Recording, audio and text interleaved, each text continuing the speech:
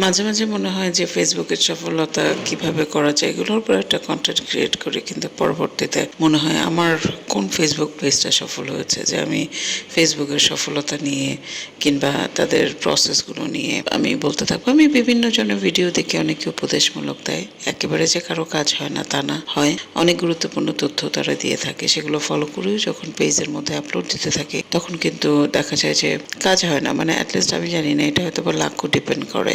অনেকে আছে যে 2 মাস 3 মাসের মধ্যে ফেসবুকে তুমুলভাবে সেরকম জায়গা করে নিতে পারে, কন্টেন্ট তাদের অনেক স্ট্রং থাকে। আবার অনেকে আছে যে আমি যেরকম কোনো আসলে পার্টিকুলার থিম বা সাবজেক্ট খুঁজে পাই না, আমার বিজনেস পেজ আছে, ওগুলোর মধ্যে বিজনেস প্রোডাক্টগুলো আমি দিই, তারপরে দেখা যায় এত বছরের পেজ যে পরিমাণ ভিউ, যে পরিমাণ রিচ হওয়ার কথা সেরকম আসলে হয় না। এখানে একটা ভুল থেকে যায়, যেটা আমি সবাইকে, ফেসবুকে যারা কাজ করতে চান ফলোয়ার্স কিনতে যাবেন না। ফলোয়ার্স কিনতে গেলে কখনোই ওই পেজটা গ্রো হয় না, কখনো গ্রো হয় না। তো এটা আমার একটা পার্সোনাল এক্সপিরিয়েন্স আমি গেইন করেছি আমার কাজের সুবাদে, যে কখনো ফলোয়ার্স কিনতে হয় না।